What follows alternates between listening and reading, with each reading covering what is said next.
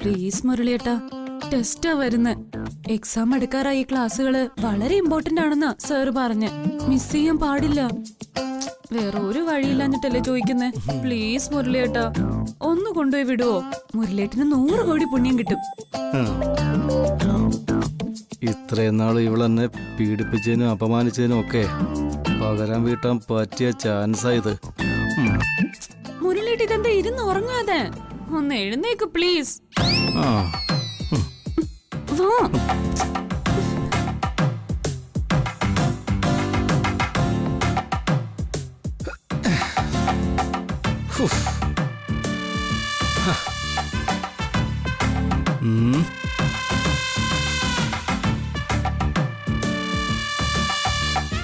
ഇതെന്താ സമയം പോകുന്നെന്ന് പറഞ്ഞിട്ട് വലിയ ആറ്റിറ്റ്യൂഡ് ജാടയൊക്കെ ഇട്ടിരിക്കുന്നേ? നീ ഇതുവരെ കാണിച്ച അഹങ്കാരത്തിന്റെയും ഇനി കാണിക്കാൻ പോകുന്ന അഹങ്കാരത്തിന്റെയും കണക്കെടുത്താൽ മേലിൽ ഒരു ഉപകാരവും നിനക്ക് ചെയ്യാൻ പാടില്ലാത്തതാണ്. പക്ഷെ എന്ത് ചെയ്യാൻ, സ്വന്തം ഭാര്യയായി പോയില്ലേ, ക്ഷമിക്കാതിരിക്കാൻ പറ്റില്ലല്ലോ. ഇപ്പൊ ഞാൻ നിന്നെ ഇൻസ്റ്റിറ്റ്യൂട്ടിൽ കൊണ്ട് വിട്ടേക്കാം. സ്പെഷ്യൽ ക്ലാസ് അല്ലേ? അതെ. പക്ഷെ ഒരു കാര്യം, ഏത് ഡ്രസ്സാ ഇടണ്ടെന്നൊക്കെ ഞാൻ നോക്കിയെടുക്കുമ്പോഴേക്കും സമയം പോവും. അതുകൊണ്ടാ. ഞാൻ എടുത്തോണ്ട് തരാം.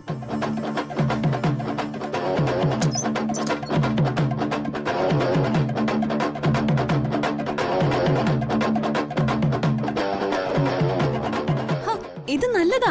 ഇനി വേഗം റെഡിയാവാ.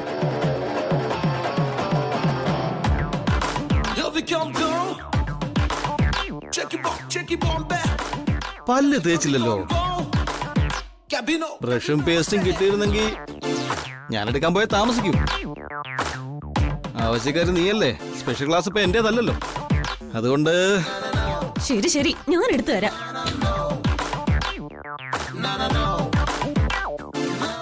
വേഗം തേച്ചോ.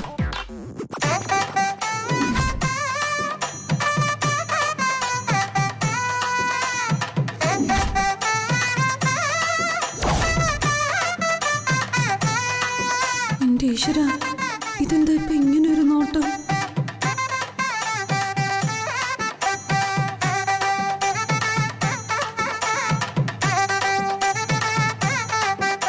എന്താ ഇത്? ഇതുവരെ ഇല്ലാത്തൊരു ഇളക്കം.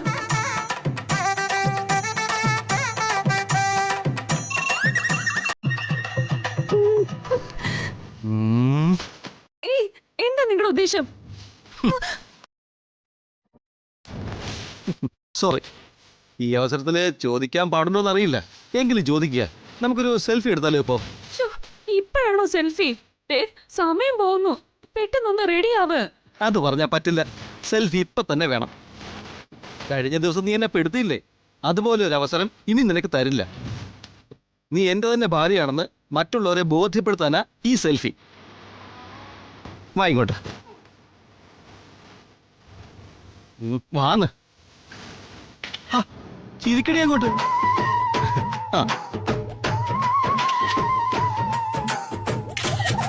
നീങ്ങി നിക്ക്.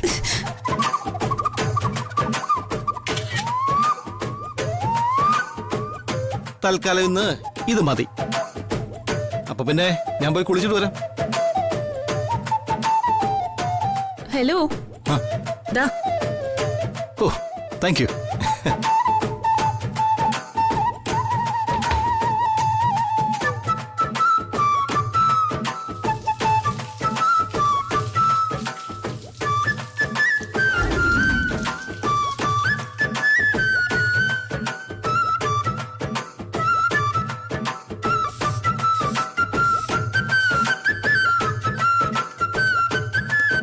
അപ്പൊ ഞാൻ റെഡി.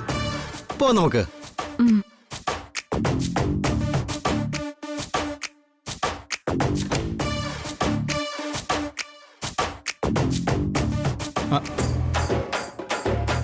ഉമ്മ, നീയാണ് എല്ലാത്തിനും തെളിവ്.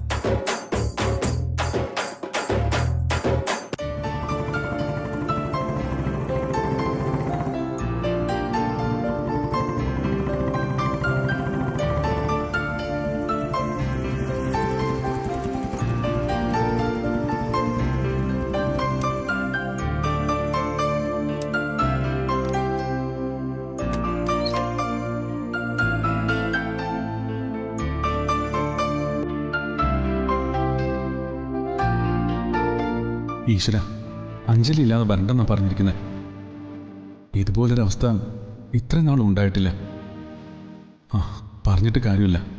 അത്രയൊക്കെ പറഞ്ഞിട്ടും അഞ്ജലിക്ക് ചെയ്യുന്ന ജോലിയോട് എന്തെങ്കിലും ഉത്തരവാദിത്വം ഉണ്ടായിരുന്നെങ്കിൽ വരാതിരിക്കില്ലായിരുന്നു. അല്ലെങ്കിൽ തന്നെ വ്യക്തിപരമായ കാര്യങ്ങളും പ്രൊഫഷണൽ കാര്യങ്ങളും കൂടി കൂട്ടിക്കുഴയ്ക്കാൻ നിൽക്കരുതായിരുന്നു നമ്മൾ.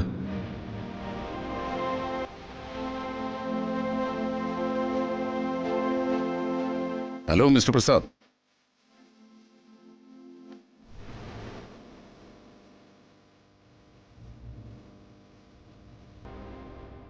നിങ്ങളെന്താ ഇത്രയും താമസിച്ചത്?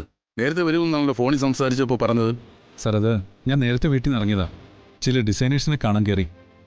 പൂർണിമ മോളുടെ നിർബന്ധമായിരുന്നല്ലോ അവരുടെ കാര്യങ്ങൾ അസിസ്റ്റ് ചെയ്യാൻ ഒരു ലേഡി തന്നെ വേണമെന്ന്.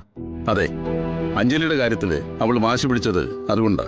അഞ്ജലി, സോറി സാർ, അവൾക്ക് പെട്ടെന്ന് ചില അസൗകര്യങ്ങൾ വരാൻ പറ്റില്ലെന്ന് പറഞ്ഞതുകൊണ്ടാ എനിക്ക് മറ്റു പലരെ അന്വേഷിക്കേണ്ടി വന്നതും ഇത്ര ലേറ്റായതും. അഞ്ജലിയും താനും ഭാര്യ ഭർത്താക്കന്മാരാണല്ലേ? അതെ സാർ. പക്ഷേ ഞാൻ നിർബന്ധിച്ച് പറഞ്ഞിട്ടും അഞ്ജലി വരാൻ സാധിക്കില്ലെന്നാ പറഞ്ഞത്. ഭർത്താക്കന്മാർ പറഞ്ഞ ഭാര്യമാരനുസരിക്കണമെന്നാണല്ലോ. ഇതിപ്പോ താൻ പറഞ്ഞിട്ടും അഞ്ജലി വരാൻ കൂട്ടാക്കിയില്ലെങ്കിൽ അതിനർത്ഥം ഒന്നുകിൽ തനിക്ക് അങ്ങോട്ടോ അല്ലെങ്കിൽ അഞ്ജലിക്ക് തന്നോടോ ഒരടുപ്പക്കുറവുണ്ടെന്നാണ്. സാർ, അത് പിന്നെ ഒരു പിന്നെയില്ല. ഇനിയിപ്പോ എന്തായാലും താൻ തന്നെ ഇക്കാര്യം പൂർണിമയോട് പറഞ്ഞേക്ക്. അതെ, ഏറ്റവും പ്രധാനപ്പെട്ട ഒരു കാര്യമായതുകൊണ്ടാ ഞങ്ങൾ നിങ്ങളുടെ കമ്പനിയെ ഏൽപ്പിച്ചത്.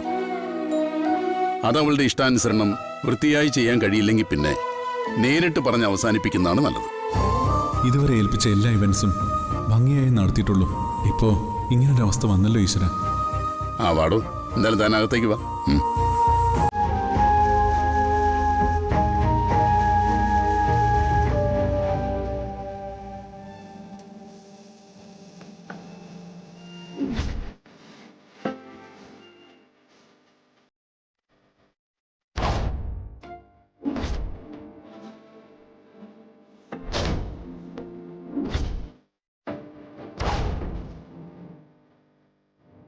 അഞ്ജലി,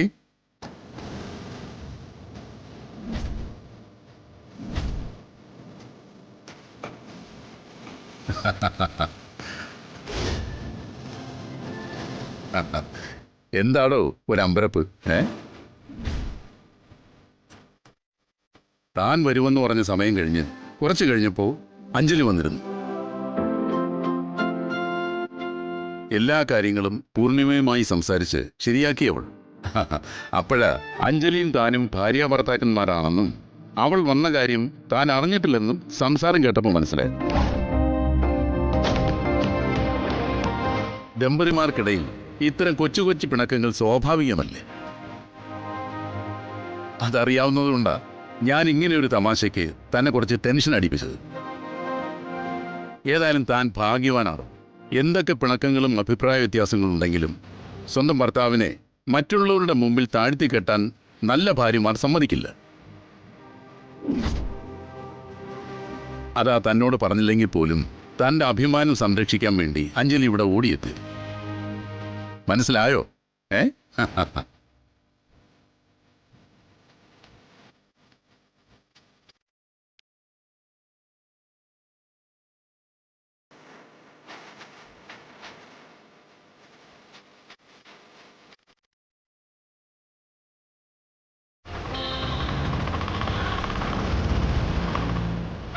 அட வந்தண்ட பால்கார அடடா பசு மாட்டப்பட்டு ஆட போறேன். அட வந்தண்ட பால்கார அடடா பசு மாட்டப்பட்டு ஆட போறேன். മുരളി, നീ സൂപ്പറാ. എത്ര പെട്ടെന്നാ പുലി പോലെ നടന്ന് ഇവളെ മൂക്ക് കുത്തിച്ചത്. ഇൻസ്റ്റിറ്റ്യൂട്ടിൽ ചെല്ലുമ്പോഴേ താമസിക്കുന്നുള്ള ടെൻഷനില്ല ഞാൻ. അതിന്റെ ഇടയിലോ ഈ മുതുക്ക് കൂത്താട്ട. ഹലോ, ടെൻഷനൊക്കെ നിനക്കേ ഉള്ളൂ, എനിക്കില്ല. മാത്രമല്ല ഞാനിന്ന് പതിവിലും ഹാപ്പിയാ. നിന്നെ പോലൊരു ശൂർപ്പണകയെ മൂക്ക് കുത്തിച്ചില്ലേ, അത് ഞാൻ ആഘോഷിക്കുക തന്നെ ചെയ്യും. അപ്പൊ കുറച്ച് പാട്ടും ഡാൻസും ഒക്കെ വേണമെന്ന് തോന്നുന്നു. നല്ലതാണെങ്കിലേ പാട്ടും ഡാൻസും ഒക്കെ എല്ലാരും ആസ്വദിക്കും. ഇതൊരുമാതിരി അവനവന്റെ പ്രായത്തെ കുറിച്ചെങ്കിലും ഓർക്കണ്ടേ. ഹലോ, എനിക്കത്ര പ്രായമൊന്നും ഇല്ല. കണ്ടിട്ട് അങ്ങനെയല്ലല്ലോ തോന്നുന്നത്. ദണ്ഡിയാത്രയ്ക്ക് മുന്നിൽ പോയത്ര പ്രായം തോന്നുമല്ലോ.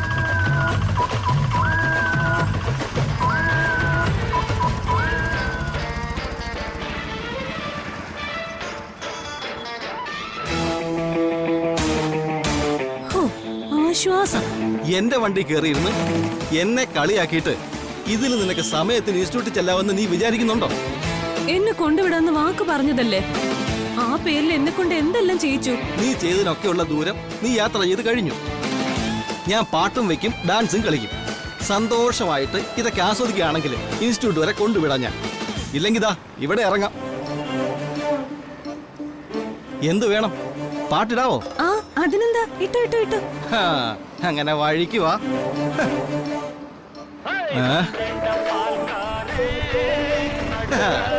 അട വന്നേണ്ട പാൽക്കാരേ, പാട്ടക്കെട്ടിയാട പോറേ.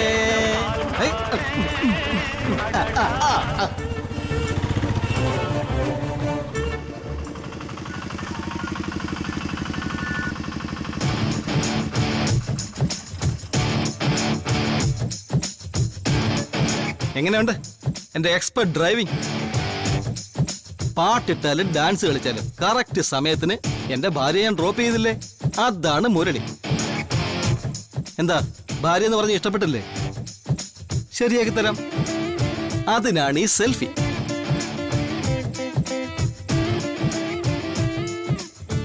ഇന്നലെ യുവമാർക്കല്ലായിരുന്നോ വലിയ സൂക്കേട്? നീ വലിയൊരു കള്ളിയാണെന്ന് അവരുടെ മുന്നിൽ തെളിയിച്ചിട്ടേ മുരളി പോകൂ. ദേ, വെറുതെ ആവശ്യമില്ലാത്ത പണിക്ക് പോരുത്. ഇത് വളരെ അത്യാവശ്യമുള്ള പണിയാടി. ആ ഏയ്, പണിയൊന്നുമില്ലാതെ ചൊറിയും കുത്തി ഇരിക്കുകയായിരിക്കും അല്ലേ? സദാചാര മാമന്മാരെല്ലാം ഒന്നിങ്ങി വന്നേ. ഇങ്ങി വാടോ, വാ, എല്ലാരും വാ.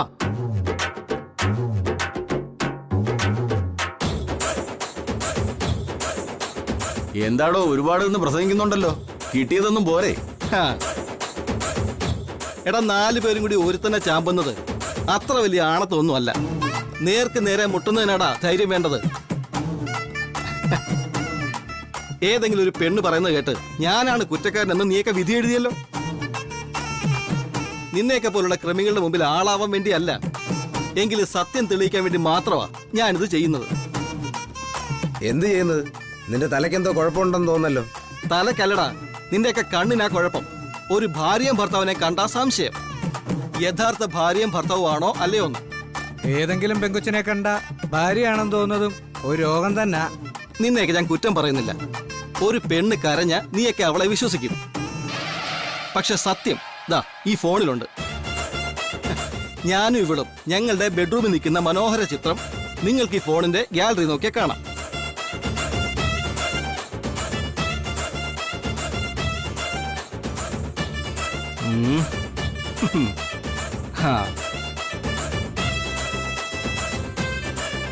ഫോട്ടോ കണ്ട് സത്യം ബോധ്യപ്പെട്ട് എല്ലാവരും ക്ഷമ പറഞ്ഞു പോയിക്കോ.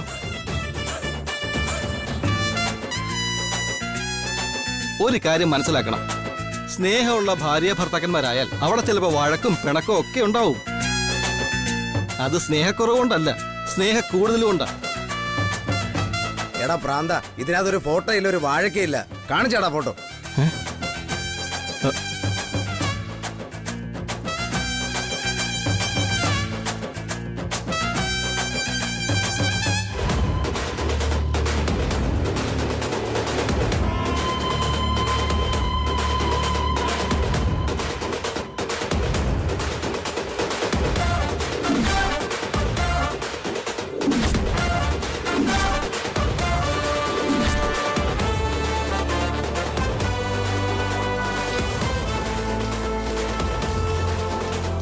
ഇന്ന് ബ്ലാക്ക് മെയിൽ ചെയ്യാൻ സെൽഫി എടുത്ത് വെച്ചിരിക്കുവാണല്ലേ?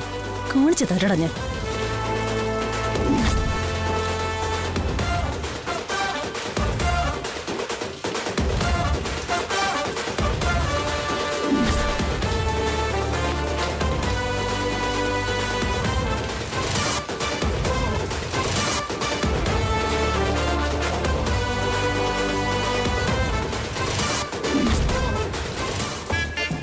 ഇനി കാണാം മോനെ ശരിക്കുള്ള കളി. എടീ രാക്ഷസി, മതി മതി നിന്റെ അഭ്യാസം. എന്റെ പൊന്നു ബ്രോ, സത്യമായിട്ട് ഞാൻ ഇതിൽ ഫോട്ടോ എടുത്തതാ. ഇവള് മനഃപൂർവ്വം ഡിലീറ്റ് ചെയ്തതാ. നീ മുമ്പേ ഞങ്ങളെ അങ്ങനെയൊന്നും അല്ലല്ലോ വിളിച്ചത്. അയ്യോ ബ്രോ, അതൊക്കെ ഓർത്ത് വെച്ചിരിക്കുകയാണോ? തീർച്ചയായിട്ടും അതെ. അപ്പോ എന്റെ ഈ തടി അത് ഇന്നും ചീത്തയാവും. ഓഹോ അക്കുത്തിക്കുത്താന വരമ്പത്ത് കല്ലേ കുത്ത് കടും കുത്ത്.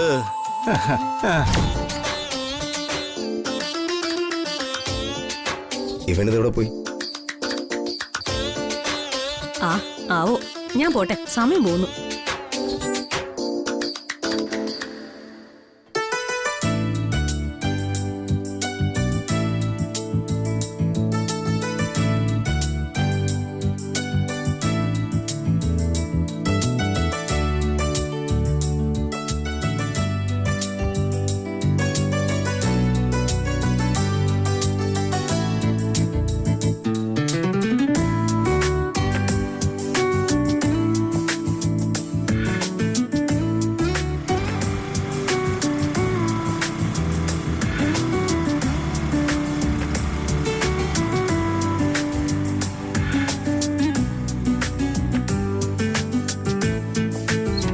ഹരിയേട്ടാ, ഇത് തന്നെയല്ലേ ഡ്രോയിങ് കോമ്പറ്റീഷൻ നടക്കുന്ന അസോസിയേഷൻ ഹാൾ?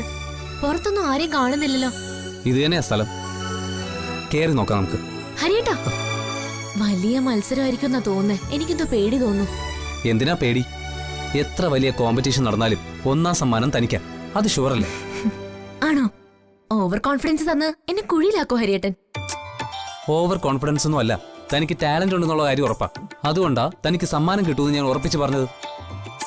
ചില മണ്ടന്മാരെയൊക്കെ ഓരോന്ന് പൊക്കിയടിച്ച് കുഴിയിൽ വീഴ്ചിട്ടുണ്ട് ഞാൻ, പക്ഷെ ഒരിക്കലും തന്നോട് ഞാനത് ചെയ്യില്ല. പ്രേസുമായിട്ടേ നമ്മൾ ഇവിടുന്ന് പോവും, അത് ഉറപ്പാ. വാ, ആദ്യം പേര് രജിസ്റ്റർ ചെയ്യാം നമുക്ക്.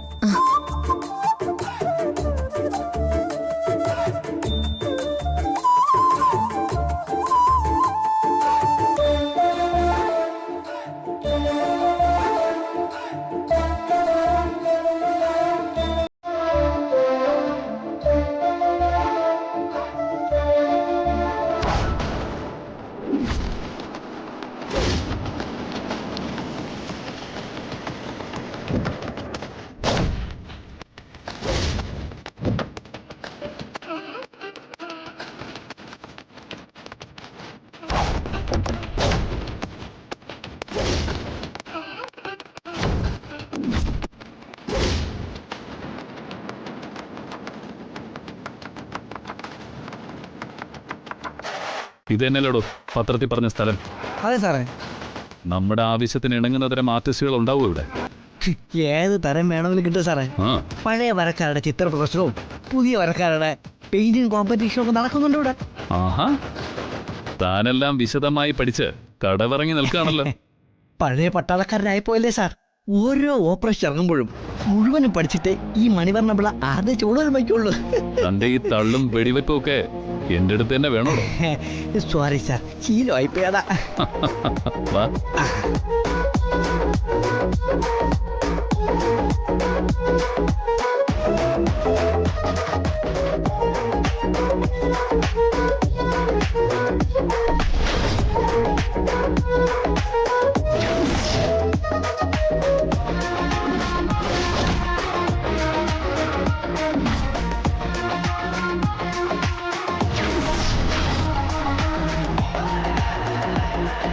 നമസ്കാരം സർ. നമസ്കാരം.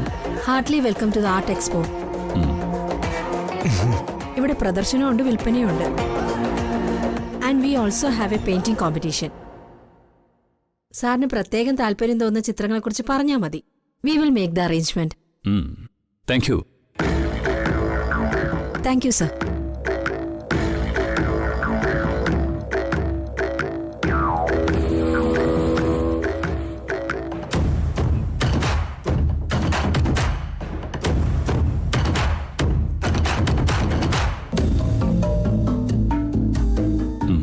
എല്ലായിടത്തേക്കും കണ്ണും കാതും തുറന്നു വെച്ചോ. നമുക്ക് വേണ്ട യഥാർത്ഥ ആർട്ടിസ്റ്റ് ഇവിടെ എവിടെയോ തന്നെയുണ്ട്.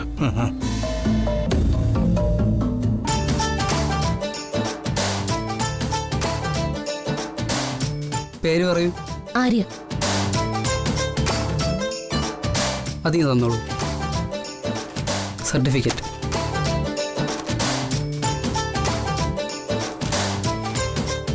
തന്റെ സർട്ടിഫിക്കറ്റ് ഒക്കെ പക്കയാണല്ലോ. അതെ ആര്യേട്ടാ. ഒടുവിൽ കോമ്പറ്റീഷൻ കഴിഞ്ഞ് സമ്മാനം വാങ്ങാൻ ചെല്ലുമ്പോഴേ അവര് ഡിസ്ക്വാളിഫൈ ചെയ്യേണ്ട അവസ്ഥ ഉണ്ടാക്കി വെക്കരുത്. അതിന് സമ്മാനം കിട്ടും എനിക്ക്. അത് ഉറപ്പല്ലേ? 200 രൂപ എൻട്രി ഫീസ് അടയ്ക്കണം.